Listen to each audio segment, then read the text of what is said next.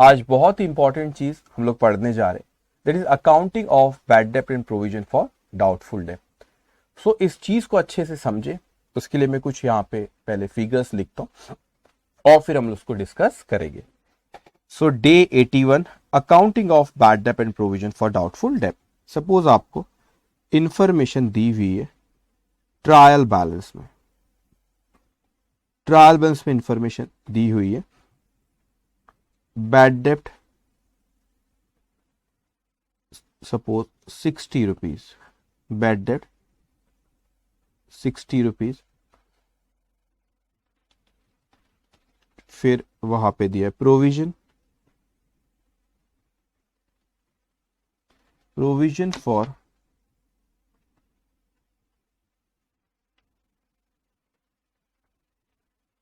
Doubtful डेब्ट, provision for doubtful डेब्ट 80 और डेटर सपोज लिखा हुआ आपका 2430। ओके, फिर आपको एडिशनल इंफॉर्मेशन दी हुई है क्वेश्चन में, एडिशनल इंफॉर्मेशन, ये एडिशनल इंफॉर्मेशन में सपोज आपको लिखा हुआ है बैड डेब्ट ₹30, बैड डेब्ट ₹30, provision for maintained, provision for doubtful debt at the rate 5% on debtors, at the rate 5% on debtors। You know it कि ट्रायल बैलेंस में जो आइटम रहते हैं उनको एक ही जगह लिखते हैं। क्यों? क्योंकि उसके हमने डबल इफेक्ट जो होते हैं डेबिट और क्रेडिट ऑलरेडी हम पहले दे चुके।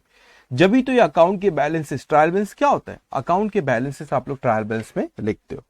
तो आपने बैड डेब्ट का बैलेंस सपोज है वहां पे प्रोविजन फॉर डाउटफुल डेब्ट डेटर्स, अगर आपको यहाँ पे इनके जो आइटम्स यहाँ दिख रहे मतलब उसके आपने पहले अकाउंट्स बनाए, जब भी तो आपके बैलेंसेस यहाँ पे दिख रहे हैं। और जो एडिशनल इंफॉर्मेशन होती है उसके आपने डेबिट और क्रेडिट इफेक्ट पहले नहीं दिया, इसलिए एडिशनल इंफॉर्मेशन की हम एडजस्टमेंट एंट्री पास करते हैं। तो ट्रायल बैलेंस को आपको कितनी जगह लिखना होता है, यहाँ पे ट्रायल बैलेंस के जो आइटम है उसको आपको एक जगह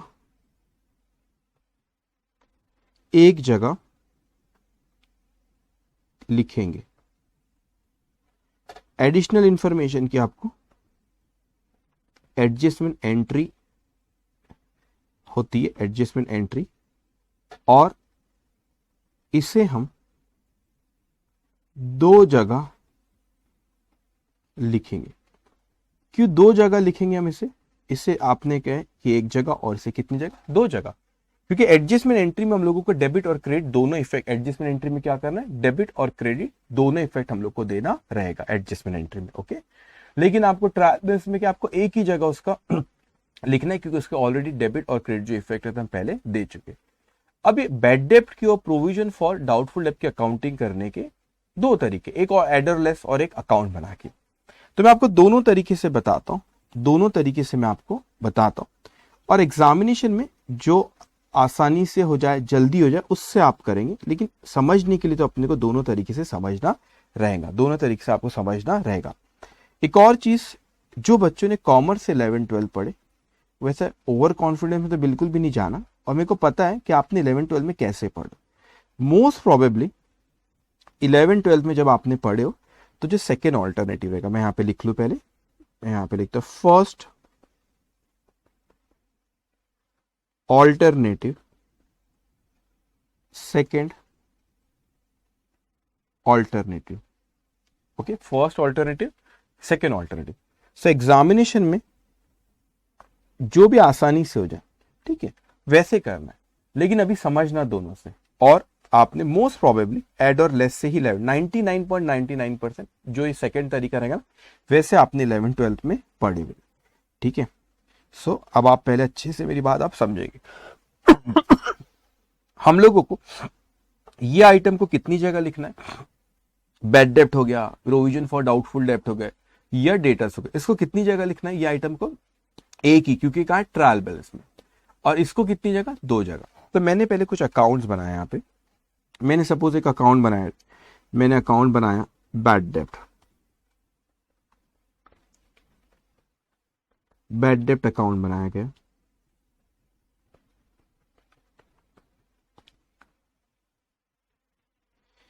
तीन चार लाइन का आपने ये बनाया। फिर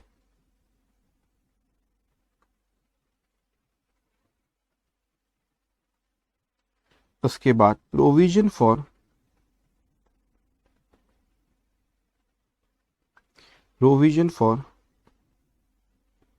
डाउटफुल डेप्ट अकाउंट, प्रोविजन फॉर डाउटफुल डेप्ट अकाउंट,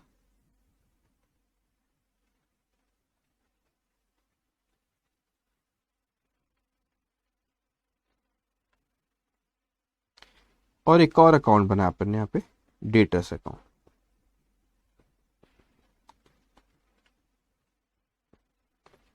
ओके,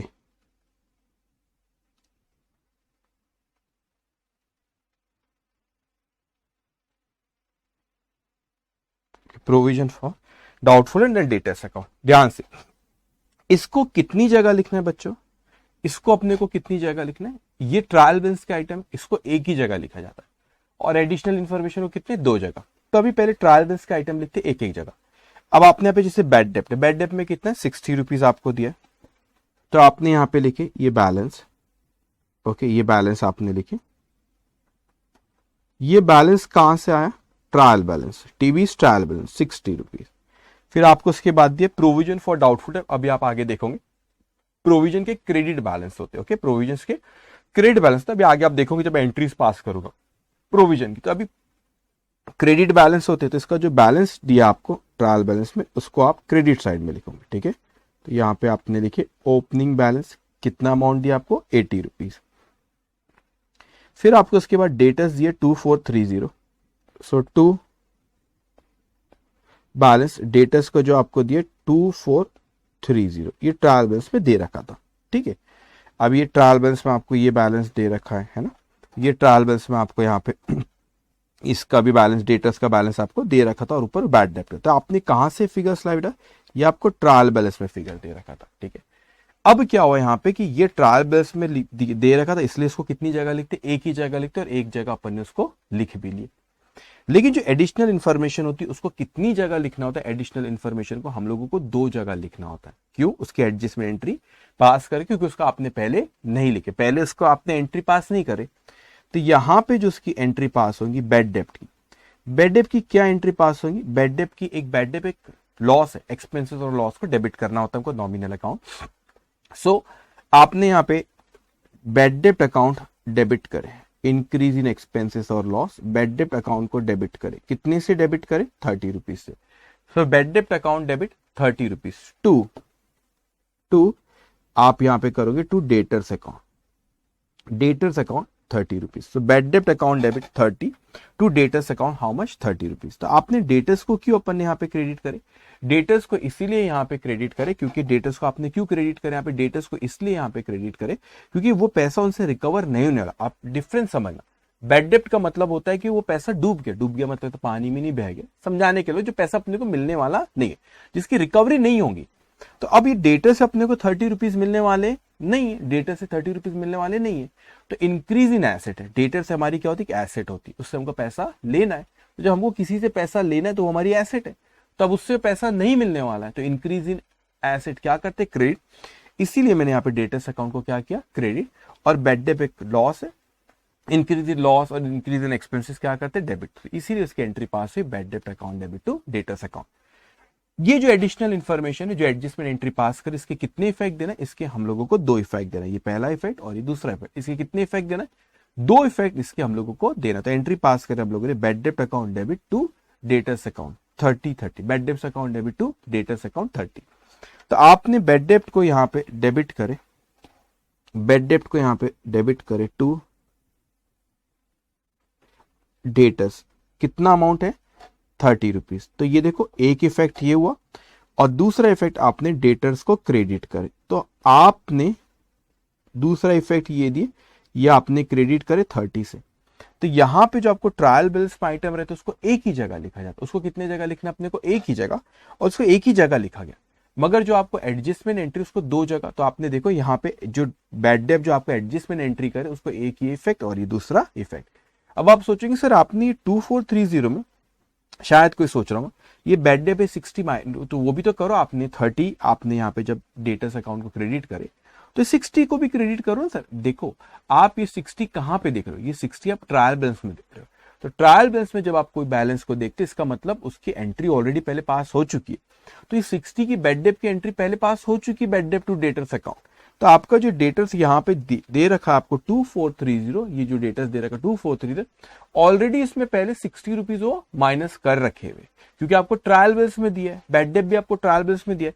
तो बैड डेट की एंट्री पास हो चुकी है 60 की, bad debt account debit to debtors. तो डेटर्स जो आपको 2430 ट्रायल बेल्स में, और ये भी बैलेंस आया ना डेटर्स अकाउंट का, तो ऑलरेडी डेटर्स अकाउंट का पहले से क्रेडिट कर चुके हो और वो 60 एडजस्ट हो क्या है। ओके तो सिर्फ एडिशनल इंफॉर्मेशन की जो आप एडजस्टमेंट एंट्री पास करते उसकी अपने को दो इफेक्ट देना होता है, ये पहला इफेक्ट और दूसरा इफेक्ट। तो क्या डिफरेंस होता है प्रोविजन में? अब इसकी मैंने बैड डेट किया, bad debt account debit to debtors. Bad debt का मतलब होता है कि अब रिकवरी के कोई चांस नहीं, पैसा नहीं मिलने वाला है, तो उसको बैड डेट के नाम से हम बुलाते हैं। तो bad debt account debit to debtors. क्यों बैड डेट को डेबिट किया? क्योंकि increase in loss, increase in loss हम क्या करते हैं? डेबिट। क्यों डेटर्स को क्रेडिट करें? क्योंकि डिक्रीज इन एसेट, क्योंकि डेटर्स उतना पैसा आने वाला नहीं है। अब वो यहाँ पे कहता है हम लोगों को कि आपको प्रोविजन जो आपको फॉर डाउटफुल डेब्ट्स मिला 5% ऑन डेटर, लेकिन वर्डिंग्स का बहुत ध्यान से आप सुनोगे।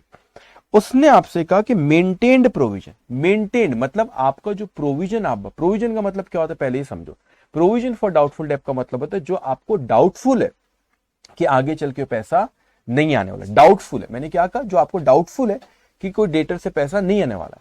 तो आपको 2430 ये तो आपका डेटर्स था का बैलेंस था, उसमें आपने बैड डेट जो लिखे, बैड डेट कितना लिखे आपने? बैड डेट जो आपने 30 जो क्रेडिट करे तो आपका 2400 का बैलेंस आ रहा है। तो ये 30 पे तो मेरे को कोई दो राय नहीं थी, वो तो पैसा रिकवर नहीं होगा, उसको मैंने बैड डेट मान लिया। मुझे प्रोविजन फॉर डाउटफुल डेट जो मेंटेन करना है, आप कहोगे सर ये 2430 रुपए पे करें हम, कि जो यहाँ पे बैलेंस आ रहा है, यहाँ पे कितना बैलेंस आ रहा है? ये बैलेंस आ रहा है 2400। ये हम 2430 पे हम लोग क्या, मैं बोलूंगा कि मुझे डाउट है कि पैसा नहीं आएगा, कि 2400 पे है मुझे कि डाउट नहीं है कि पैसा नहीं आएगा। मतलब 5% जो मेरे को डाउट है, प्रोविजन फॉर डाउटफुल, जो आपको डाउट है कि वो आगे चल के शायद पैसा ना आए, डाउट है। बैड डेट और डाउट में फर्क है। बैड डेट के केस में आप मान लेते हो कि पैसा रिकवर नहीं होगा। प्रोविजन फॉर डाउटफुल मतलब आपको डाउट है कि शायद वो पैसा ना आए। 5% उसने बोला, वो कहता 5% डेटर्स के 5% में मुझको डाउट है। तो भाई ये तो 2430 का 5% लो कि 2400 का। द आंसर इज 2400 का। 2400 के ऊपर मुझे डाउट है, 2400 पे मुझे डाउट है। आपने बोले नहीं सर, यहाँ पे 2430 रुपए लिखा, यहाँ पे कितना लिखा? 2430 रुपए लिखा, इसके ऊपर डाउट है। मैंने नहीं, 2400 पे डाउट है, क्योंकि 2430 में 30 को तो मैंने बैड डेट मान लिया, मैंने तो मान लिया उसमें पैसा नहीं आएगा।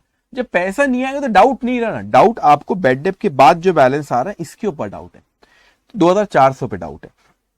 तो वो आपसे कहते हैं कि मेंटेन करो। क्या करना है आपको? Maintain, they use the word maintain. तो वो कहते हैं कि मेंटेन करो आप यहाँ पे प्रोविजन फॉर डाउटफुल डेब्ट एट द रेट 5%। तो इसका मतलब मेरा प्रोविजन फॉर डाउटफुल डेब्ट इतना मेंटेन्ड होना चाहिए। वो क्लोजिंग बैलेंस के बारे में बात कर, अब समझना। अब यहाँ पे क्लोजिंग बैलेंस के बारे में, उतना क्लोजिंग बैलेंस मेंटेन होना चाहिए। तो कितना होना चाहिए? अब मेरे पास डेटर्स तो था वैसे 2430 रुपए, 2430, उसमें से 30 रुपए बैड डेट हो गया तो बचा 2400। उसका 5% मुझे इतना मेंटेन करना है। तो 2430 माइनस 30 मल्टीप्लाई बाय 5%, वो आता है 120 रुपए। इतना मेंटेन करना है। प्लीज समझना, मैं इतने से अपना प्रोविजन क्रिएट नहीं कर रहा हूं। क्रिएट करने में और मेंटेन करने में फर्क है बेटे। क्रिएट मतलब और कितने से प्रोविजन आप इस साल बढ़ा रहे हो वो नहीं बात चल, वो कह रहे हैं कि मेरा closing balance maintained, closing balance इतना रहना चाहिए, क्लोजिंग बैलेंस मेरा इतना रहना चाहिए। तो अब क्लोजिंग बैलेंस कितना रहना चाहिए? 120। अभी आप बोलेंगे सर दो इफेक्ट दो, मैं क्लोजिंग बैलेंस अभी कितने, दो इफेक्ट वाली बात मैं 2 मिनट में करूंगा। तो मैंने यहां पे कहा कि प्रोविजन का बैलेंस वो कहता है कि मुझे मेंटेन्ड कितना करना है, ये क्लोजिंग बैलेंस की बात कर रहा है। वो कितना कहता है कि मेंटेन्ड कितना करना है, 120 है ना, इतना मेंटेन्ड करना है। तो ये मेंटेन्ड करना है, इसको आप कहते हैं न्यू प्रोविजन। न्यू प्रोविजन जो आपका क्लोजिंग बैलेंस लिखा मैंने, ठीक है, न्यू प्रोविजन कहते हैं। और ये जो रहता है ना, अच्छा ये आप देखो, ये 120 आपने लिखी कि ये मेरा जो न्यू प्रोविजन जो कि क्लोजिंग बैलेंस, इतना मेरे को मेंटेन करना है। 120 कैसे आया, इसका 2400 का आपने 5% निकाले, वो है आपका 120, इतना मेंटेन करा। इसका मतलब ये हुआ कि मेरे पास ओपनिंग बैलेंस जो था मेरे पास वो कितना था, ओपनिंग बैलेंस मेरे पास था 80 और क्लोजिंग है 120। तो इसको ना एक और इससे बुलाते, इसको ओल्ड प्रोविजन भी कहते और इसे न्यू प्रोविजन। तो मैंने कहा कि 80 था, वो कहते हैं कि 120 मेंटेन करो, 120 मेंटेन करो। तो आपको नहीं लगता मुझे और 40 से क्रिएट करना पड़ेगा? हाँ सर, 40 से क्रिएट करना पड़ेगा। तो मैं यहां पे लिख सकता हूं, अभी 40 से जो मेरे को क्रिएट करना पड़ेगा, तो यहां पे मैं लिखता हूं प्रोविजन, जो कि provision to be increased by, provision to be increased bye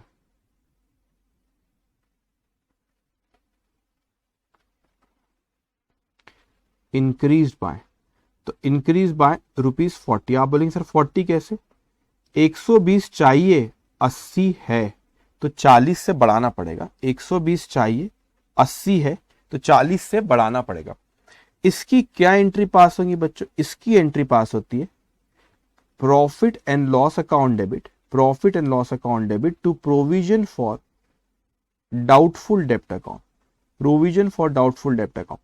अब आप पीएनएल अकाउंट डेबिट करो बच्चों, यहां पे आप इसको profit and loss account debit करो, ये बैड डेप्ट अकाउंट डेबिट करो। बात एक ही है, क्योंकि बैड डेप्ट का बैलेंस भी प्रोविजन अकाउंट में जाएगा, बैड डेप्ट का बैलेंस भी पीएनएल अकाउंट में जाता है।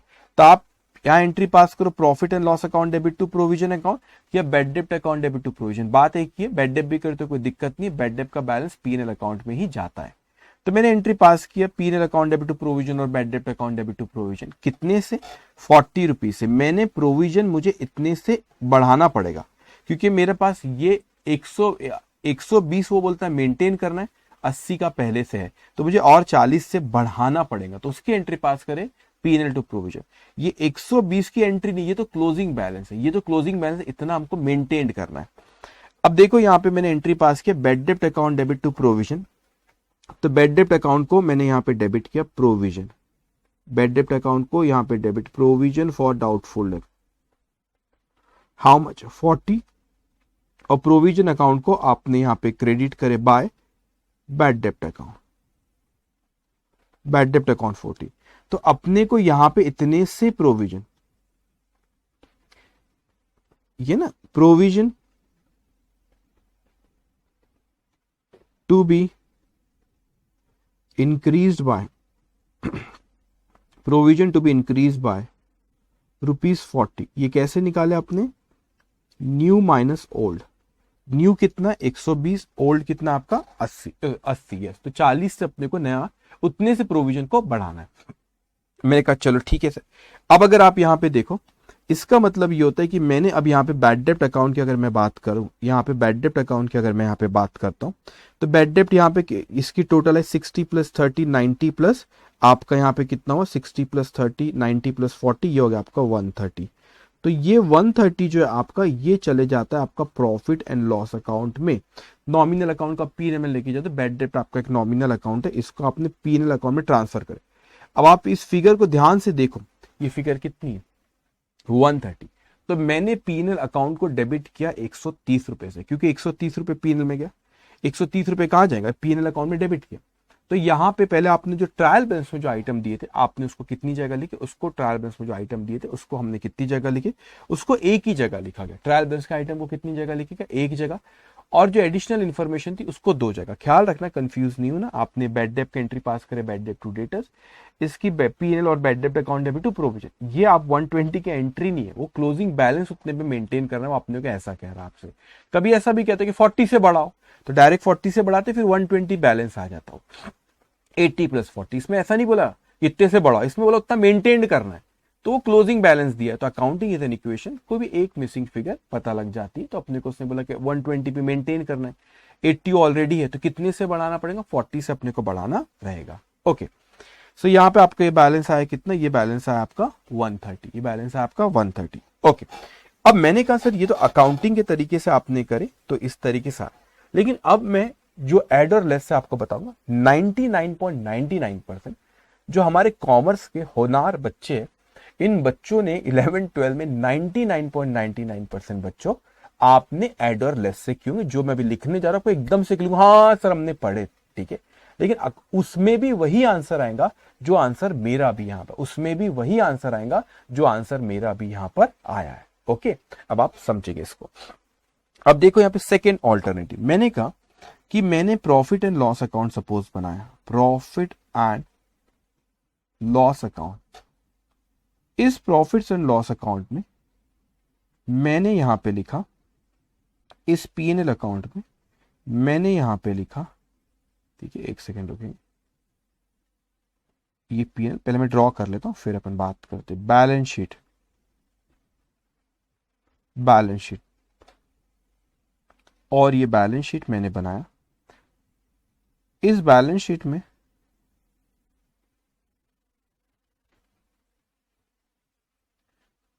आपकी एसेट साइड में, एसेट साइड में और पीएनएल के डेबिट साइड, पहले मैं लिख लूं तो आपने यहां पे लिखे टू बैड डेब्ट। देखते सर, आपने जब अकाउंट बनाया यहां पे डेबिट क्रेडिट किए, तो आपने अकाउंट बनाया तो आपका 130 बैलेंस है और आपने क्या पीएनएल में जाएगा। देखते सर, जो आप यहां पे एडलेस से करें क्या पीएनएल में 130 आता है क्या, तो मैंने यहां पे लिखा,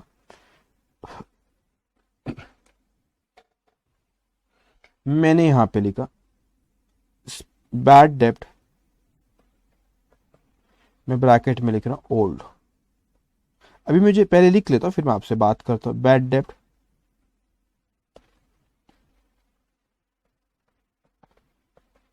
न्यू, फिर मैंने यहां पे लिखा new provision. Okay, provision, new provision for doubtful, new provision for doubtful डेब्ट, और जो भी टोटल आती है उसमें से हम माइनस कर देते ओल्ड प्रोविजन ऑफ डाउटफुल डेब्ट। ये तो कहीं देखा देखा सा लग रहा है सर। हाँ हाँ, कुछ समय पहले जब अपन 11-12 में देखे थे, ट्रायल बैलेंस में आपको जो फिगर दी रहती है उसको एक जगह लिखना है और एडिशनल इंफॉर्मेशन को 2 जगह। अब मैंने कहा सर ये तो कहीं देखा देखा सा रख रहे हैं, हमने पढ़े थे सर ओल्ड बैड डेब्ट प्लस न्यू बैड डेब्ट plus new provision minus old provision. मैं सच कह रहा हूं, ये जो पढ़े, ये आपने पढ़े होंगे पक्का, कॉमर्स वाले से बात करो, और कोई ऐसा प्राउड मूवमेंट नहीं अपना भी, हाँ सर देखे बेटा ये जरूरी है, ये अकाउंटिंग आना जरूरी, ये तो याद करे ना, याद करना नहीं। और मैं सच को, मेरे को याद नहीं है ये तो मैंने अकाउंटिंग करा तो उसको अकाउंटिंग, मैंने जब लिखा भी तो मैंने किसके एंगल से लिखा, अकाउंटिंग ही दिमाग में चली, मेरा डेबिट क्रेडिट चला। तो बेटा ओल्ड बैड डेब्ट प्लस न्यू बैड डेब्ट plus new provision minus old provision, ऐसा अपन करते थे। वो अपने को बैड डेब्ट को अपने को ट्रायल बैलेंस में उसको अपना पीएनएल अकाउंट में उसको आउटर कॉलम पे लिखना है, ओल्ड बैड डेब्ट प्लस न्यू बैड डेब्ट plus new provision minus old provision. अच्छा, अभी देखते, और आप यहां पे लिखते थे डेटर्स, यहां पे आप लिखते थे एसेट में डेटर्स, इस डेटर्स में से आप माइनस करते थे न्यू प्रोविजन, ठीक है, न्यू प्रोविजन, एक सेकेंड, न्यू बैड डेब्ट, और जो फिगर आती थी फिर उसमें से आप माइनस करते थे लेस प्रोविजन फॉर डाउटफुल डेब्ट। ठीक, अब ध्यान से मेरी बात समझ रहे, एक एक करके मैंने आपसे क्या कहा कि ट्रायल बैलेंस में जो आइटम होते हैं उन ट्रायल बैलेंस के आइटम को कितनी जगह लिखा जाता है, ट्रायल बैलेंस के आइटम को एक ही जगह लिखा जाता है। तो बैड डेब्ट कितना है आपका 60, तो मैंने लिखा यहां पे बैड। अच्छा, एक और चीज, ये जब भी मैंने यहाँ पे वर्ड यूज किया ओल्ड बैड डेट, जब भी मैंने किया ओल्ड वर्ड यूज किया मैंने, ओल्ड मतलब ओल्ड का मतलब old bad date, old provision, ऐसा कुछ भी वर्ड यूज किया मैंने, और new bad date, new provision वो वर्ड यूज किया, ओल्ड का मतलब होता है ये जो आपको ट्रायल बैलेंस में दे रखा है, ट्रायल बैलेंस। और न्यू वर्ड जब भी मैंने यूज करा वो अपने को एडजस्टमेंट एंट्री वाली बात है, ठीक है।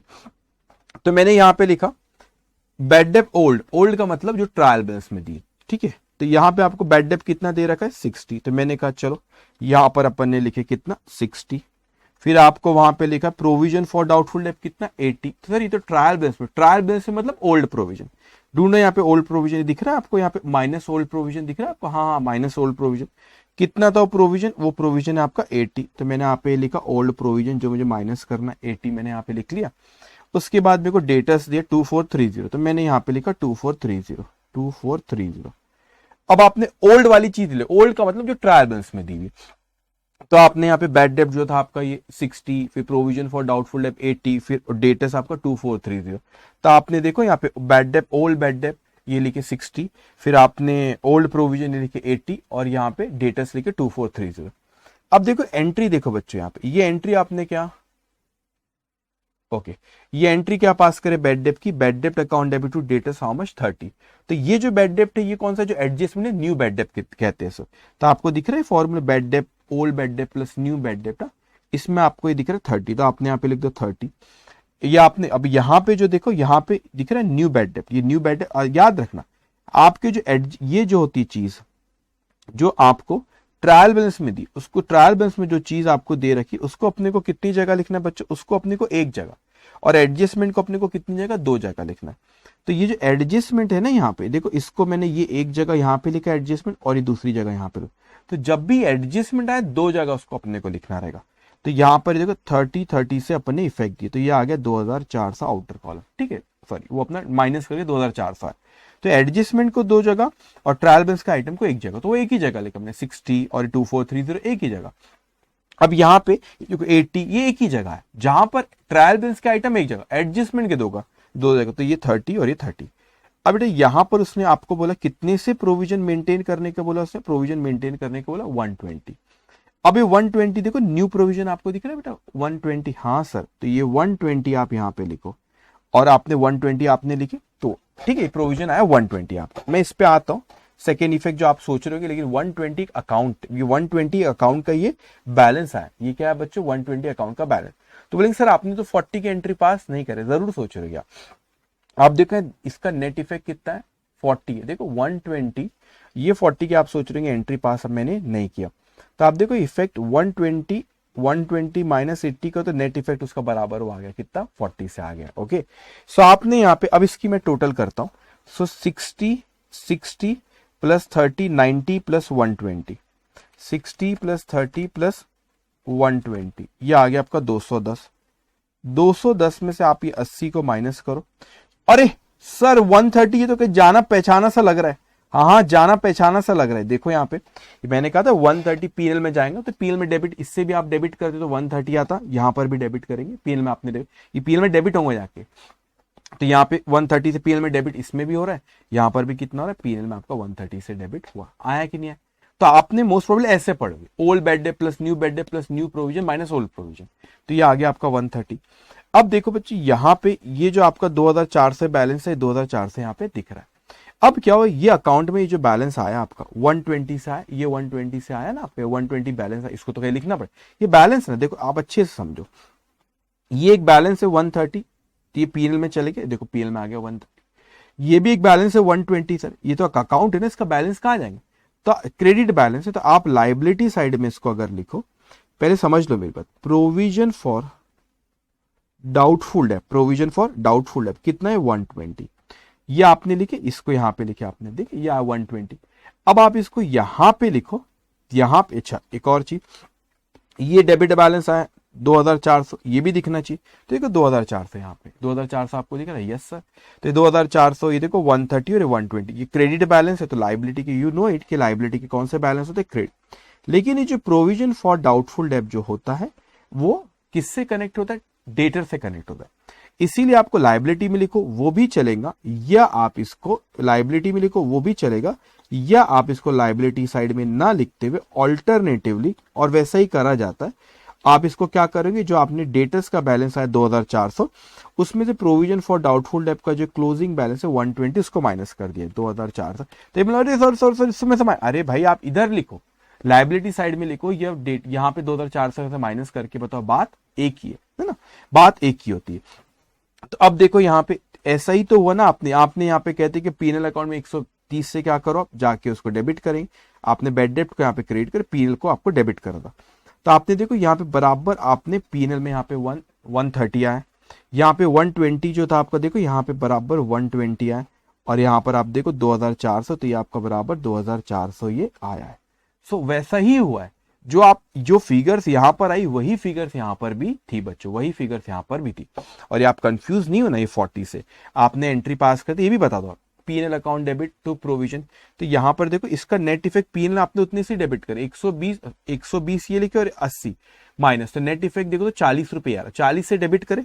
दूसरा अगर मैं बोलूं आपको बोलूंगा दूसरा इफेक्ट सिखाओ, तो प्रोविजन में कितना बैलेंस था बेटा आपके, सर ये प्रोविजन में हमारा बैलेंस था 80, आपने 40 से क्रेडिट करे तो 120 आ गया बराबर, क्लोजिंग बैलेंस हो गया। तो दो इफेक्ट बराबर हुए 40 के, ये 120 ही है और ये 80, तो नेट इफेक्ट देखो ये 40 आया, तो सर दूसरा बोलो, वो भी बोलता हूं। ये प्रोविजन में आपका ओपनिंग था 80, आप ब्रैकेट में लिख सकते हो 80 प्लस ये 40, तो ये बराबर देखो 120, तो 40 आपने इसको 40 से बढ़ाया जब प्रोविजन का आपका क्लोजिंग बैलेंस 120 आया। तो मोस्ट प्रोबेबली आपने ऐसा किया, तो मैं ये नहीं कह रहा कि आपको अब नहीं करना है, आप अभी भी कर सकते हो, लेकिन मैं हमेशा कहता हूं करो आप भला, इससे करने कोई दिक्कत नहीं है कि old bad debt plus new provision minus old provision, खत्म केस। अब एसेट साइड में debtors minus new bad debt minus new provision जो ओल्ड प्रोविजन आपका, न्यू प्रोविजन जो आपका क्लोजिंग बैलेंस है, तो आपने न्यू प्रोविजन को यहाँ पे उतने से क्या करें उसका माइनस, या आप इसको लाइबिलिटी साइड में बताओ तो वो भी चलता है आपको, या इसमें से माइनस करो, लेकिन जनरली इसमें से माइनस करके बताते, क्योंकि provision for doubtful date debtor से रिलेटेड है, एक ही फैमिली के लोग हैं, तो एक ही साथ में यहाँ पे एडजस्ट कर लेते हैं। तो दोनों में फिगर्स तो हमारी दोनों जगह क्या हो रही बच्चों, सेम आ रही, उसमें कोई दिक्कत नहीं, चाहे ऐसे करो या ऐसे। तो मैं ये नहीं कह रहा हूं कि आपने प्लस माइनस से मत करना, फिगर्स आप प्लस माइनस से करो, कोई दिक्कत, लेकिन आपको ये जरूर आना चाहिए कि ये अकाउंटिंग किस तरीके से इस चीज की होती है। ओके, कोई डेंजर उसमें नहीं, लेकिन क्यों कर रहे ऐड और लेस एटलीस्ट उतना अपने को पता रहना चाहिए। ओके, तो इस तरीके से हम लोग अकाउंटिंग करते बैड डेट की और किसकी, डाउटफुल डेट की। अब इस पर हम लोग एक क्वेश्चन लेते जो कि सीए इंस्टीट्यूट के मटेरियल में, सीए इंस्टीट्यूट की क्या है, ये जो आपने ये समझे ना आपने 120 जो था, तो मैं लिख देता हूं इसको, और कि ये जो था आपका यहाँ पे मैंने लिखा भी होगा यहाँ पे ना, wanted provision, total provision to be maintained, ये क्या है new provision, total provision to be maintained, total provision to be maintained, total provision to be maintained. Okay, total provision to be maintain, इतनी चीज आपको समझ में आई क्या? ओके, अब यहां पे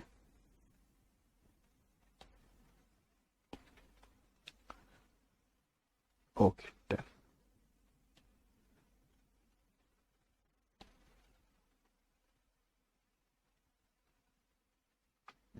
तो हमने एंट्री डिस्कस की अकाउंटिंग के बारे में, बैड डेट की, डाउटफुल डेट की किस तरीके से करी जाती है। अब हम लोग आते इंस्टीट्यूट के क्वेश्चन पे, जो इंस्टीट्यूट के मटेरियल का क्वेश्चन है, question number 5, question number 5। Okay,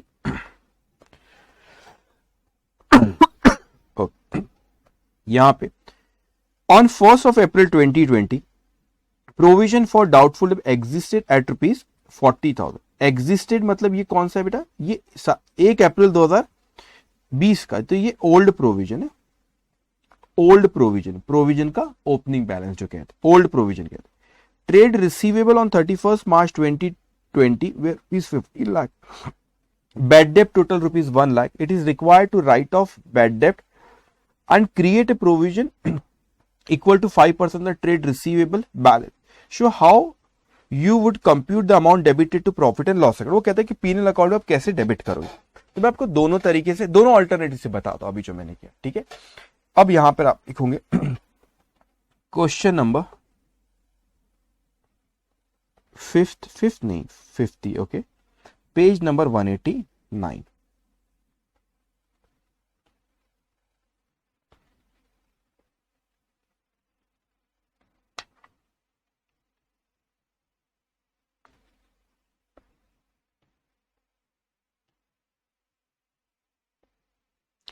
question number 5 page number 189। तो मैं यहां पे लिखता हूं फर्स्ट ऑल्टरनेटिव। तो मैंने यहां पे दो अकाउंट बनाए, बैड डेप्ट अकाउंट,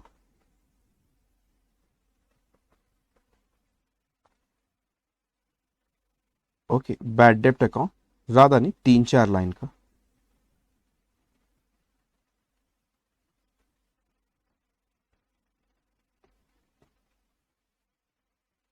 और प्रोविजन फॉर डाउटफुल डेप्ट अकाउंट, प्रोविजन फॉर डाउटफुल डेप्ट अकाउंट,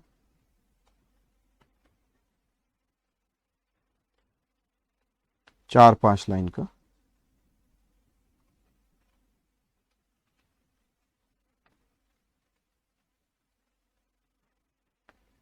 ओके, ध्यान से आप मेरी बात सुनिएगा।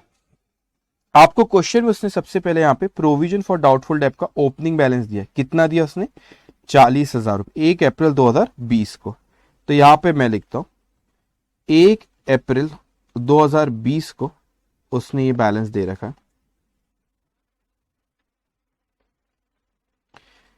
2020 का, ठीक है। यहां पे 1 अप्रैल 2020 कैसे होगा बेटा, वो 1 अप्रैल 2020 कैसे होगा,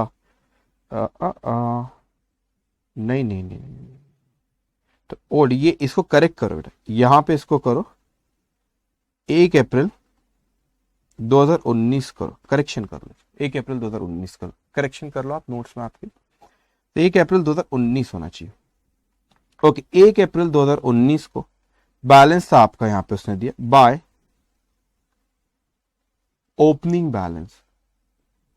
ओपनिंग बैलेंस कितना दिया, 40,000 रुपए, ठीक है।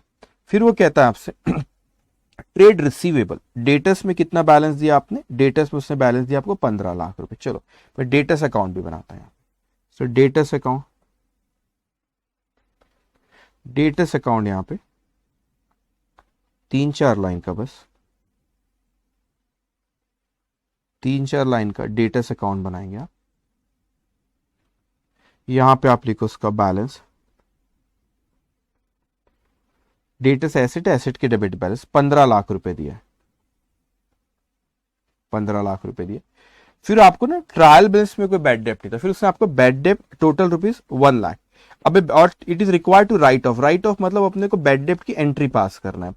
तो ये एंट्री क्या पास करेंगे, एंट्री पास करेंगे बैड डेप्ट अकाउंट डेबिट, बैड डेप्ट account debit 1 lakh to डेटस account, डेटस account 1 lakh. अब आपने एंट्री पास करे बैड डेप्ट account debit to डेटस account, okay 1 lakh से बैड डेप्ट आपको 1 लाख रुपए का दिया, उसको का राइट ऑफ, तो उसको आपने यहां पे लिखे बैड डेप्ट account debit to debtors account, कितना अमाउंट है, 1 लाख रुपए, 1 लाख। सो बैड डेप्ट अकाउंट डेबिट टू डेटर्स, फिर डेटर्स को आपने यहां पे क्रेडिट करे बाय बैड डेप्ट, कितना, 1 लाख रुपए, ओके 1 लाख रुपीस आ गया आपका। अब उसके बाद यहां पे उसने कहा कि आपको क्लोजिंग बैलेंस कितना मेंटेन करना है, एंड बैड डेप्ट written and create a provision equal to 5% of the 5% trade receivable, ठीक है। अब मैंने कहा यहां पे डेटर्स का पहले देखो आप कितना बैलेंस आ रहा है, तो आप जब वो 5% की बात कर रहा है वो किसके ऊपर कर रहा है, 5% 15 लाख के ऊपर करेंगे कि जो बैड डेप्ट के एडजस्ट करे बा, सर बैड डेप्ट के एडजस्ट करे बा, क्योंकि जो बचा उस पर डाउट है ना, वो 1 लाख पे तो कोई डाउट ही नहीं। तो यहां पे जो आपका बैलेंस आ रहा है ना, यहां पे जो आपका बैलेंस आ रहा है वो कितना आ रहा है आपका 14 लाख रुपीज। इस 14 लाख पे प्रोविजन अपने को 14 लाख पे 5% होना चाहिए। तो आपने साल के आखिरी में 31 मार्च 20 को टू क्लोजिंग बैलेंस इसका 5% होना, किसका, आपका 14 लाख का। तो 14 लाख का 5% रहना चाहिए, तो 14 लाख मल्टीप्लाई बाय 5%, वो कितना आ रहा है आपका 70,000। तो ये 70,000 रुपीज अपना रहना चाहिए। तो ओपनिंग तो हमारा 40,000 ही, ओपनिंग हमारा कितना 40,000, तो ये हमारा, इसको अपन कहते ये ओल्ड है, ये इसे न्यू के नाम से कहते। तो पहले था 40, वो बोलता है नहीं 70 होना चाहिए, तो अपने को और कितने से इंक्रीज करना पड़ेगा, जो बैलेंस आपका आएगा वो आएगा आपका 30,000 रुपीज से, तो इतने से इंक्रीज करना। तो एंट्री पास हो रही बैड डेप्ट अकाउंट डेबिट टू प्रोविजन। वैसे आप पीएनएल टू प्रोविजन भी कर सकते हो, लेकिन क्योंकि बैड डेप्ट का बैलेंस भी पीएनएल में जाता है। एनीवेज, तो ये बैलेंस कैसा है आपका 70,000 होना चाहिए, 40,000 है, तो हमको 30,000 से और बढ़ाना पड़ेगा। ठीक है, 30,000 से और बढ़ाना पड़ेगा इतना, तो आपका आ गया 30,000। तो आपने यहाँ पे बैड डेप्ट को डेबिट करो टू प्रोविजन फॉर डाउटफुल डेप्ट अकाउंट, कितना 30,000। ये 30,000 डायरेक्ट पीएनएल में भी डेबिट होता है, लेकिन बैड डेप्ट में भी कर सकते हो, क्योंकि बैड डेप्ट का बैलेंस आपको पता है पीएनएल में जाता है। तो आपने जब यहाँ पे टोटल करी, ये आया आपका 1,30,000, 1,30,000 by profit and loss account. ये कहां चलेगा, प्रॉफिट एंड लॉस अकाउंट। तो पीएनएल में इसके हिसाब से जा रहा है 1,30,000। कितना जा रहा है पीएनएल अकाउंट में, कितने से डेबिट होगा ये, आपने बैड डेप्ट को क्रेडिट कर पीएनएल में आप डेबिट करेंगे 1,30,000, प्रोविजन का कितना है 70, और ये आपका डेटर्स का कितना बैलेंस है आपका यहाँ पर 14 लाख। तो देखते अपन फाइनल अकाउंट में अगर अपन डायरेक्ट एडलेस करते तो क्या इतनी फिगर्स वहां पे आती क्या। तो मैं यहां पे लिखता हूं सेकेंड ऑल्टरनेटिव, सेकेंड ऑल्टरनेटिव से यहां पे आपने लिखे प्रॉफिट है ना, amount to be debited to PNL account. तो PNL account amount to be debited ऐसा लिखो यहां पे, amount to be debited to profit and loss account. कैसे करते हैं हम उसको कैलकुलेट, यहां पे टू यहां पे न्यू बैड डेप्ट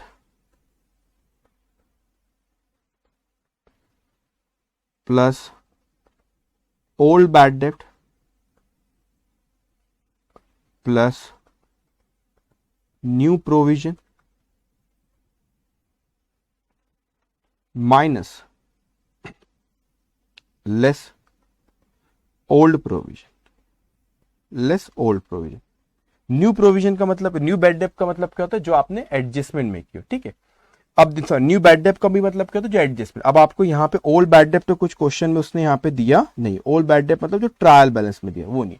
आपने भी न्यू बैड डेप्ट कितना था 1,00,000 रुपए का, तो आपने न्यू बैड डेप्ट यहाँ पे 1,00,000 रुपए लिख दी।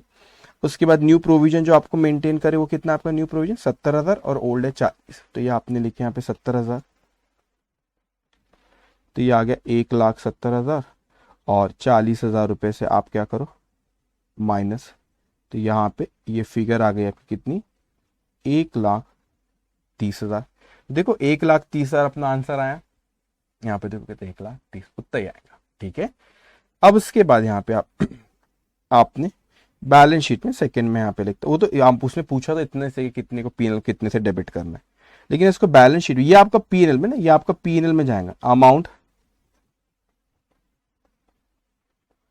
To be debited to profit and loss account. तो ये बेटा मैंने यहाँ पे एड और लेस से बताया, वहां पे आपको अकाउंट बना के। अब बैलेंस शीट में आप किस तरह से रिफ्लेक्ट कैसे होंगे बैलेंस शीट में, ठीक है। सेकेंड, ये बैलेंस शीट है, सपोज बैलेंस शीट में किस तरीके से रिफ्लेक्ट होंगे प्रोविजन और वो डेटर्स। तो आप इसको ज्यादा नहीं 4-5 लाइन का सिर्फ ड्रॉ करेंगे। ओके, 4-5 लाइन का इसको ड्रॉ करो।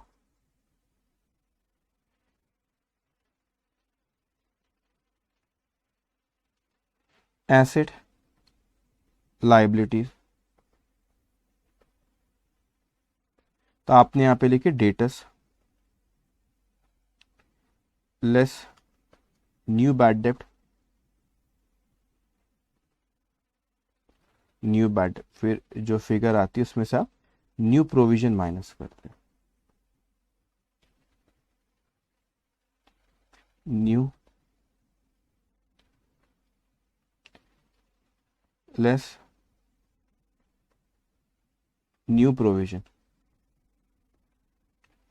अब देखो इसको अच्छे से, आपको डेटर्स क्वेश्चन में दे रखा उसने 15 लाख रुपए, न्यू बैड डेप्ट अभी कितना था आपका 1 लाख। अरे सर ये 14 लाख तो देखा देखा सा लग रहा है। मैंने कहा बिल्कुल सही, ये 14 लाख देखा देखा सा है। देखो आपने यहाँ पे ये 1,30,000 लिखे तो यहाँ पर भी 1,30,000 था, यहाँ पे देखो ये 14 लाख दिख रहा है, 14 लाख, तो ये 14 लाख से यहाँ पे।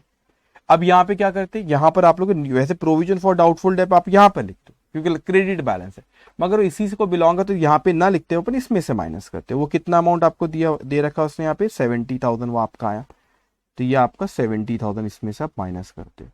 तो वैसे तो यहाँ पे लिखा जाता है प्रोविजन फॉर, सॉरी यहाँ पर क्रेडिट बैलेंस यहाँ लिखना चाहिए, लेकिन वो इसी को बिलोंग करता है, डेटर्स की फैमिली, इसलिए यहाँ से माइनस करके बताते हैं। तो लाइबिलिटी में लिखो ये एसेट में से माइनस करो, बात एक ही है। तो ये आउटर कॉलम पे तो खुश मत होना, अरे सर 3,30,000 ये तो इनकरेक्ट, मतलब क्यों इनकरेक्ट सर, यहाँ पे तो आपका डेटर्स का बैलेंस 14 लाख था, आपका यहाँ पे 13 लाख थी। अरे भाई ये 40 नहीं है, ये जो 70,000 रुपए आया ना, 70,000 रुपए, ये जो 70,000 आपका यहाँ पर आया, ये जो 70,000 आया वो उसमें से माइनस करके होता है, ये दोनों का नेट इफेक्ट लो 13,30,000। ओके, सो इस तरीके से भी आप उसको करते हो, लेकिन हम इसी तरीके से मैं जब क्वेश्चन सॉल्व करूं तो ऐसे ही लिखूंगा, new bad debt plus old bad debt plus new provision minus old provision, यहाँ पे debtors minus new bad debt minus new provision, इस तरीके से वहां पे अपन उसको शो करेंगे। ओके, लेकिन अपने को पता रहना चाहिए था कि अकाउंटिंग अपने को किस तरीके से उसकी करना है। सो ये हमारा डिस्कशन रहा, किससे रिलेटेड डिस्कशन रहा हमारा, प्रोविजन फॉर डाउटफुल डेट से रिलेटेड। अब नेक्स्ट क्वेश्चन नंबर जो 3 है उसको भी सॉल्व करेंगे, लेकिन वो किससे रिलेटेड, बैलेंस शीट। तो मैं पहले बैलेंस शीट के बारे में आपसे थोड़ा सा डिस्कस कर लूं, फिर उसके बारे में बात करता हूं। लेकिन जो आपका क्वेश्चन नंबर से पहले अपन क्वेश्चन नंबर चलो पहले 6 करते हैं, उसके बाद आगे की बात करते हैं। लेकिन 6 के पहले एक चीज अपने को यहाँ पे समझना है, that is related to balance sheet. Okay, अब ध्यान से आप मेरी बात सुनते जाएंगे। ओके,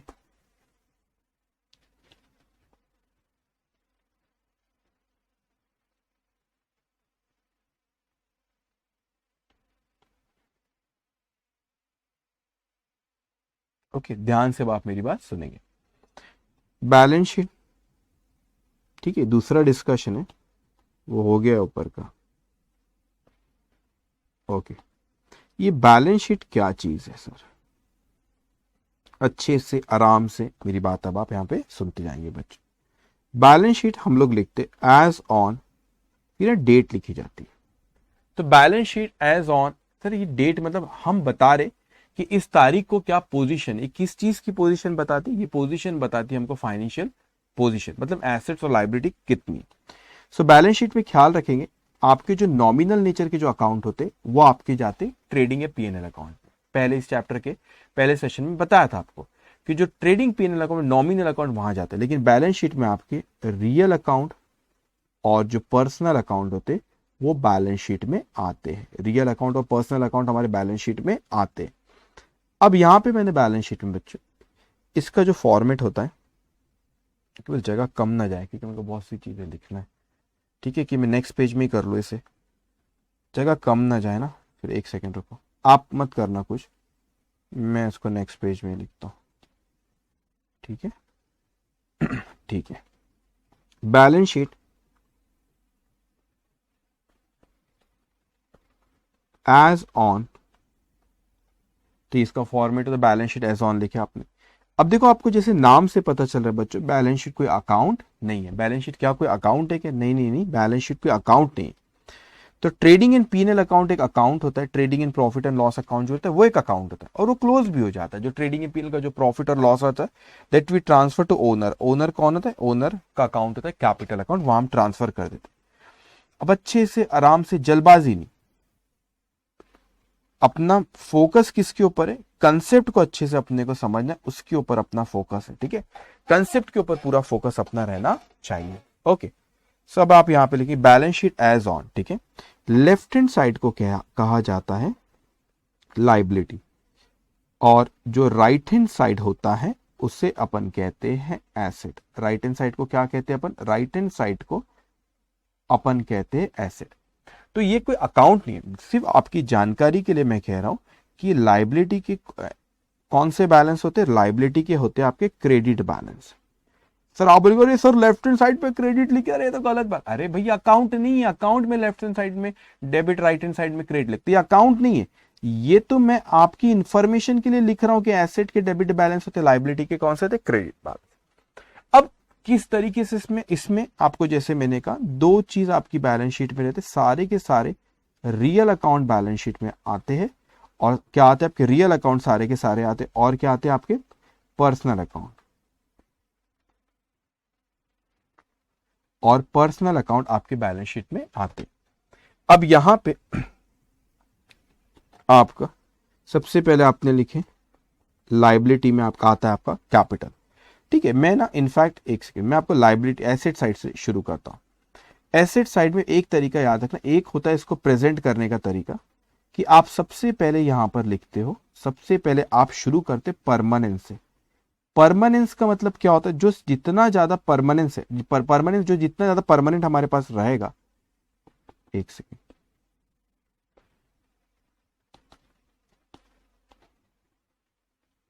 ओके, सो जितना आपका परमानेंस, ठीक है, परमानेंस, तो जो जितना आपके पास परमानेंट रहेगा, जो एसेट ज्यादा परमानेंट है या ज्यादा लंबे समय तक हमारे पास रहने वाली, उसको पहले लिखा जाता है। तो एग्जांपल के तौर पे मैं यहां पे लिखता हूं, जैसे कि मैंने यहां पे लिखा टेंजिबल फिक्स्ड एसेट। ठीक है, टेंजिबल फिक्स्ड एसेट, वैसे फिक्स्ड एसेट को अब प्रॉपर्टी प्लांट एंड इक्विपमेंट के नाम से बुलाया जाता है। एक आप पढ़ोगे सीए इंटर में, अकाउंटिंग स्टैंडर्ड 10 है, एनीवेज उसका फिक्स्ड एसेट ही कॉपी। तो टेंजिबल फिक्स्ड एसेट जैसे कि आपकी लैंड एंड बिल्डिंग एक आपकी एसेट होती, लैंड एंड बिल्डिंग क्या होती है बच्चों, लैंड एंड बिल्डिंग आपकी क्या होती, एक एसेट होती। फिर plant and machinery, plant and machinery एक एसेट होती है। तो देखो एसेट साइड में लिख रहे, एग्जांपल्स तो बहुत होते हैं, मैं कुछ बता रहा आपको। फर्नीचर एक एसेट होती, तो आपने एसेट साइड में लिखे।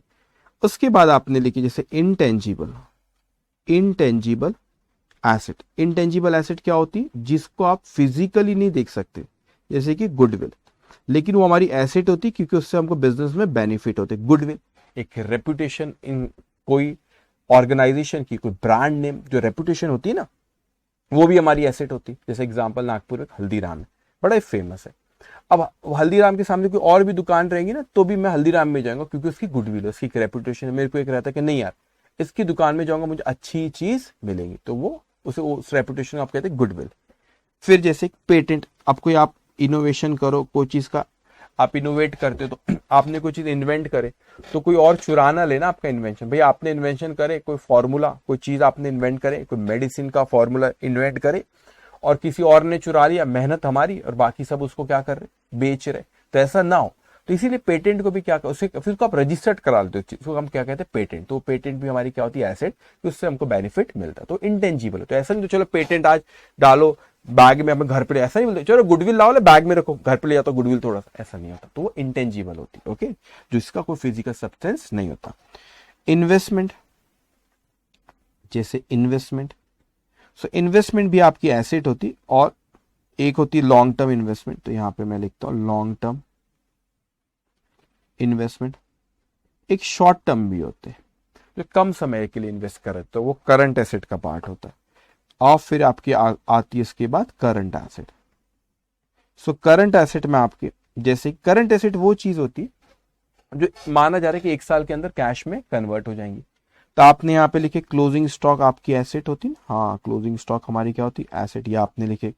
फिर आपका डेटर्स आपकी एसेट, उससे पैसा अपने को रिकवर करना एसेट है। बैंक में हमारा पैसा जमा है, तो बैंक बैलेंस, बैंक बैलेंस ही हमारी एसेट है। उसके बाद कैश इन हैंड, हमारे पास पैसा रखा हुआ है, वो हमारी क्या है, एसेट है। तो इससे हम कहते हैं एसेट्स को एक तरीका होता है परमानेंट, जो जितना परमानेंट है उसको आपने पहले लिखे।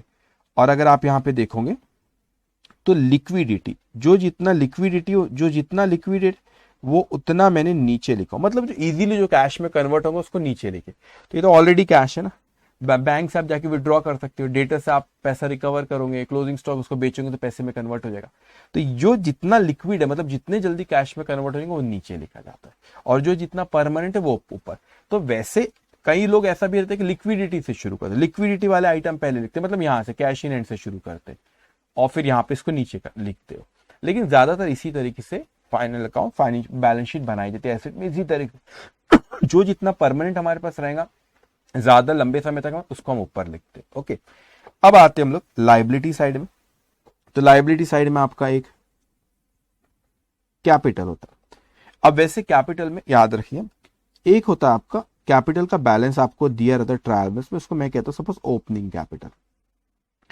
ठीक है, अब ओपनिंग कैपिटल में कहता इस साल का जो प्रॉफिट हुआ वो किसको देते हैं, मालिक को। मालिक कौन है, ओनर। तो इसमें नेट प्रॉफिट को ऐड करा जाता है, इसमें नेट प्रॉफिट को क्या होता है, ऐड करा जाता है।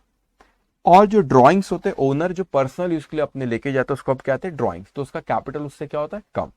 इसीलिए ड्राइंग्स को इसमें से क्या करा जाता है, माइनस। ड्राइंग्स को क्या करा जाता है, इसमें से माइनस करा जाता है। ओके, एक ये होता है। कैपिटल के बाद फिर आपका आया लॉन्ग टर्म लोन। आपने कोई लोन ले रखे हो, आपने क्या रखे, लोन ले रखे हो, तो आपकी लाइबिलिटी होती है। टर्म लोन है ना, आपने कोई लोन ले रखे वो आपकी लाइबिलिटी, उसको आप लिखते हो। ठीक है, ऐसे आइटम्स तो बहुत होते, लेकिन आपको जो मेजर जो चीज है अपन वो डिस्कस यहाँ पे कर रहे हैं।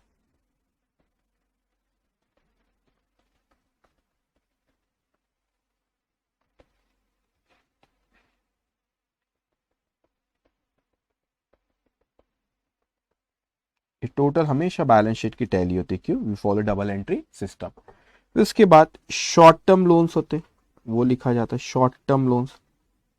जैसे आपने बैंक से ओवरड्राफ्ट फैसिलिटी, हमने बीआरएस चैप्टर पढ़े ना, बैंक से आपने क्या ओवरड्राफ्ट फैसिलिटी ली। सो यहाँ पे ओवरड्राफ्ट, बैंक में पैसा जमा है तो एसेट है, बैंक से आपने पैसा ज्यादा ले रखे हो तो लाइबिलिटी। फिर करंट लाइबिलिटी, जो आपको एक साल के अंदर चुकाना है, जो पैसा लोगों को देना, उसको करंट लाइबिलिटी बोलते हैं। एग्जाम्पल्स के तौर पे क्रेडिटर्स, उधारी में जिनसे लिए।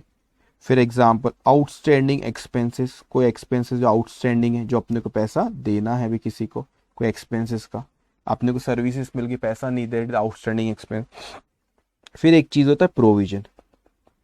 तो आप कोई चीज का प्रोविजन बनाते तो जैसे प्रोविजन फॉर डाउटफुल डेप आपने देखे, वो बात अलग है कि प्रोविजन फॉर डाउटफुल डेप आप यहाँ पे ना लिखते हुए क्या करते, प्रोविजन फॉर डाउटफुल डेटर्स में से माइनस करके बता देते। प्रोविजन फॉर एग्जाम्पल की तौर पर डाउटफुल डेप, वो बात अलग है कि प्रोविजन को मैं यहाँ पे ना लिखते हुए इसमें से माइनस कर दो डेटर्स में, बात एक ही है। तो जो जितना परमानेंट होता है आपने उसको ऊपर लेके, जो जितना कम परमानेंट उसका नीचे लिखा जाता है। तो बैलेंस शीट में कौन सी दो चीज आती है, एक होता है रियल अकाउंट और पर्सनल अकाउंट। नॉमिनल अकाउंट इसमें नहीं आते। नॉमिनल अकाउंट कहाँ आते हैं, नॉमिनल आपके अकाउंट, नॉमिनल अकाउंट जो होते हैं आपके, वो आपके trading and profit and loss account में जाते। उसमें जो भी प्रॉफिट और लॉस होता है वो ओनर को यहाँ पे देता है। अगर लॉस होगा तो माइनस होगा, प्रॉफिट है तो उसके कैपिटल में ऐड होगा। और बैलेंस शीट कोई अकाउंट नहीं, तो यहाँ पर आपको हिम्मत करना है लेफ्ट हैंड साइड में सर ने कैसे लिखे credit balance, right hand side में कैसे लिखे डेबिट बैलेंस। ये कोई क्या कोई अकाउंट है क्या, नहीं। एक फॉर्मेट, एक तरीका है कि लेफ्ट साइड में लाइबिलिटीज लिखते हैं, राइट साइड में क्या लिखते हो, एसेट्स लिखते हैं। ओके, सो इसी बात पे अब हम आते हैं एक क्वेश्चन पे, क्वेश्चन नंबर 6 पे बच्चों। अभी फुल फ्लेज वाले क्वेश्चन पे अपन आ ही नहीं है। फुल फ्लेज वाले क्वेश्चन तो वो जिसमें ट्रेडिंग पीएल बैलेंस शीट तीनों बनाना रहेगा। Okay, given below trial balance of mister Dayal brothers as on 31 March 2020। उसने वहां पे आपको दे रखा है capital account 7 lakh, land and building 3 lakhs, 14% term loan 4 lakh, loan from Messrs D and Company 4 lakh 60, trade receivable 4 lakh 20, cash in hand 20,000, inventories in trade 6 lakh, furniture 2 lakh, trade payable 40,000, advances to suppliers 1 lakh, net profit 1 lakh, and drawings how much 60,000। Prepare balance sheet as on 31 March 2020। Balance sheet हमको बनाना है, तो अब आप यहां पे लिखेंगे question number question number 6, question number 6 page number 190।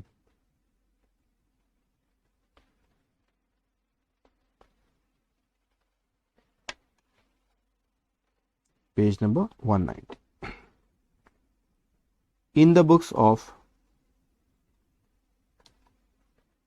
Messrs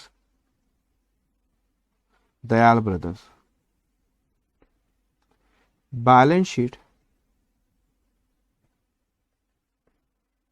as on 31st of March 2020।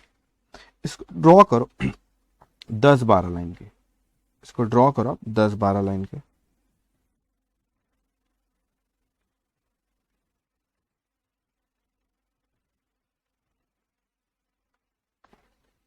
Left hand side में आप लिखते हो लाइबिलिटीज,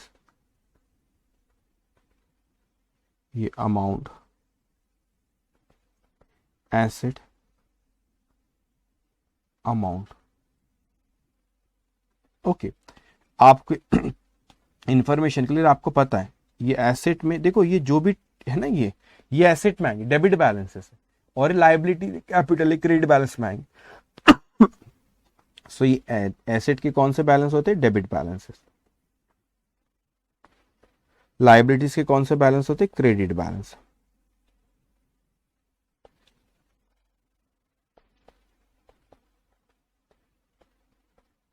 ओके, सब आप एक बस आपको ये देखना है कि एसेट है कि लाइबिलिटी। सबसे पहले दिया उसने कैपिटल, तो कहां पे आता है? इसके क्रेडिट बैलेंस। देखो हेडिंग भला यहाँ पे ये लाइबिलिटीज है, लेकिन इसमें कैपिटल लाइबिलिटी की दोनों आते हैं, कैपिटल और ये यहाँ पे लिख देता हूं मैं, कैपिटल एंड लाइबिलिटी। ये एसेट। बोलेंगे सर एक्सपेंस और इनकम, अरे यहाँ पे नहीं दिया, बैलेंस शीट पूछा ना इसलिए सिर्फ। ओके, तो यहाँ पे पहले कैपिटल का लिख लेंगे आप, किस तरीके से कैपिटल लिखा जाता है। कैपिटल उसमें आप ऐड करते हो, कैपिटल में आप ऐड करेंगे, ऐड करा जाता है, क्या चीज ऐड करेंगे? Net profit,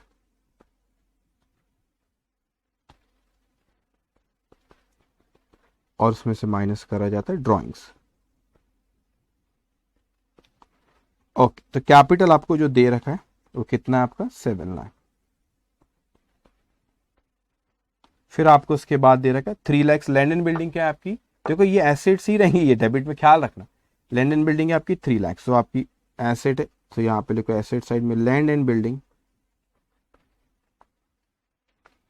3 lakh. Land and building कितनी है आपकी? 3 लाख। उसके बाद है आपका फिर 14% टर्म लोन। 14% टर्म लोन कितना है? 4 लाख। सो देखो कौन सा, ये क्रेडिट साइड में लिखा है, मतलब क्रेडिट बैलेंस से मतलब क्या है? लाइबिलिटी। तो आपने लोन वैसे भी लाइबिलिटी है, तो 14% term loan, how much? 4 lakh. उसके बाद है फिर आपका loan from messrs D N company, आपने लोन लिए तो वो क्या है? Liability. Loan from, what do mean with 14% term loan? 14% term loan मतलब वो टर्म लोन पे 14% इंटरेस्ट का रेट होगा, इसलिए उसका नाम रहता है 14%, ऐसा लिखा हुआ है। तो 14% रिप्रेजेंट रेट ऑफ इंटरेस्ट जो लोन पे अपने को देना है। Loan from messrs DN company 4,60,000, 4,60,000। उसके बाद ट्रेड रिसीवेबल, ये आपकी एसेट, एसेट है 4,20,000। सो यहाँ पे 2-3 लाइन का स्पेस रखना, फिर लिखना आपने ट्रेड रिसीवेबल 6 लाख। उसके बाद है फिर कैश इन हैंड, इसके 2-3 लाइन बाद लिखना आपने कैश इन हैंड, एसेट है आपकी, वो दिया आपको 20,000। कितनी दिया? 20,000। उसके बाद क्वेश्चन में दिया आपको इन्वेंट्रीज क्लोजिंग स्टॉक 6 लाख, ये भी आपकी एसेट है। सो अब आप इसको यहां पे लिखो closing stock how much? 6 lakh. Sorry trade receivable मैंने 6 लाख लिखा, sorry trade receivable is 4,20,000, 4,20,000, 6 lakh. Okay, now उसके बाद है फर्नीचर 2 लाख, ये एसेट है आपकी, fix asset. Furniture how much? 2 lakh, 2 lakh. उसके बाद है trade payable liability. Trade payable creditors जो रहता है उसको ट्रेड पेबल भी कहते हैं। ट्रेड पेबल के अंदर वो क्रेडिटर आता है, और एक आपका बिल्स पेबल, आपने बिल्स ऑफ एक्सचेंज चैप्टर पढ़े, जो बिल्स पेबल रहता है वो भी ट्रेड पेबल के अंदर में आता है। और in other words trade payable 2 लोग आते हैं, एक बिल्स पेबल और एक क्रेडिटर। सो वो आपकी लाइबिलिटी होती है trade payable 40,000। Then advances to supply, हमने एडवांस दिए, हमको किसी ने एडवांस नहीं दिया, हम किसी से एडवांस लेते तो लाइबिलिटी, हमने किसी को एडवांस दे रखे, सप्लायर से जिससे अपन गुड्स खरीदते अपन एडवांस दे रखे 1 लाख, तो ये आपकी एसेट है। सो एडवांस टू सप्लायर, हमने किसी को दी 1 लाख। ओके, फिर आपको दिया उसने नेट प्रॉफिट, तो आपने ट्रेडिंग पीएल अकाउंट पूछा नहीं, ट्रेडिंग पीएल अकाउंट ने बनाया, उसका नेट प्रॉफिट 1 लाख है, ओनर को देते। सो ओनर का अकाउंट कौन सा? कैपिटल, उसमें 1 लाख रुपए नेट प्रॉफिट ऐड करते। अब आप बोलेंगे सर ड्रॉइंग से इसका तो क्रेडिट सॉरी डेबिट बैलेंस है यहाँ पे, तो ड्रॉइंग सही बात है, जो ओनर ने लेकर गया, तो बिजनेस के पॉइंट ऑफ व्यू से बिजनेस को ओनर से लेना है, ये कितना? 60,000। लेकिन अब उसके कैपिटल में एडजस्ट करते, तो आप बोलेंगे डेबिट बैलेंस है तो उसका एसेट में लिखना चाहिए। एसेट में ना लिखते हुए अपन लाइबिलिटी साइड में से क्या करते हैं, इस बात एक ही है ना, क्योंकि वो ओनर से अपन को पैसे नहीं लेंगे, जो अपने को देना है उसमें से माइनस कर लेते हैं एडजस्ट, इसलिए कैपिटल में से उसको क्या करते हैं 60,000 को minus. 7 + 1 8 lakh minus 60,000 7,40,000। Okay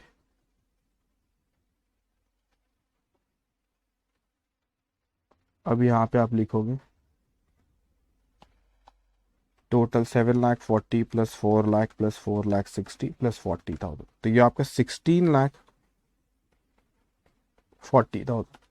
3 lakhs + 2 lakhs + 6 lakhs + 4,20,000 + 1 lakh + 20,000 16,40,000 total हमेशा टैली होगी।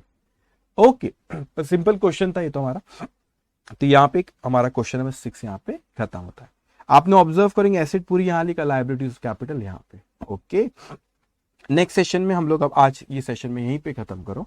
नेक्स्ट सेशन में क्वेश्चन नंबर 7 नहीं करेंगे। उन्हें सर 7 नहीं करें, ये 7th क्वेश्चन में जो बाद में आपको कराना है, क्योंकि इसमें कई ऐसे आइटम है जिसके बारे में डिस्कशन पहले में अगले क्वेश्चन में करा, उसके बाद में कराऊंगा। तो क्वेश्चन नंबर 7 हम लोग कुछ क्वेश्चंस बात करेंगे। तो नेक्स्ट सेशन में हम लोग शुरू करेंगे फुल फ्लेज वाले क्वेश्चन, जहां पे अपने को ट्रेडिंग अकाउंट, P&L अकाउंट और बैलेंस शीट बनाना रहेगा। तो अभी तक मैंने जो पढ़ा, नेक्स्ट सेशन देखने के पहले बस आपने अभी तक जिस चैप्टर में पढ़ा उसको एक बार गो थ्रू करो, कुछ नहीं, बस एक बार गो थ्रू करो, पेजेस टर्न कर लो, गो थ्रू कर। अगले क्वेश्चन से यहाँ पे क्वेश्चन नंबर 8 से 7 अपन थोड़े कुछ क्वेश्चंस करें, बात करेंगे, तो फिर आप लोग को मजा आएगा। फुल फ्लेज वाले क्वेश्चन हमारे नेक्स्ट सेशन से शुरू होंगे। तो ये सेशन हम लोग का खत्म होता है। Take care, bye bye. और पढ़ाई में कमी नहीं, बहुत मेहनत करो और ऐसे बहुत टेंशन लेके नहीं, डिसिप्लिन रखे, और जो जो आपको रोज पढ़ा रहा उसको रोज रोज आप पढ़ते जाएंगे। तो सेशन बेटा यहाँ पे खत्म करते। Take care, bye bye.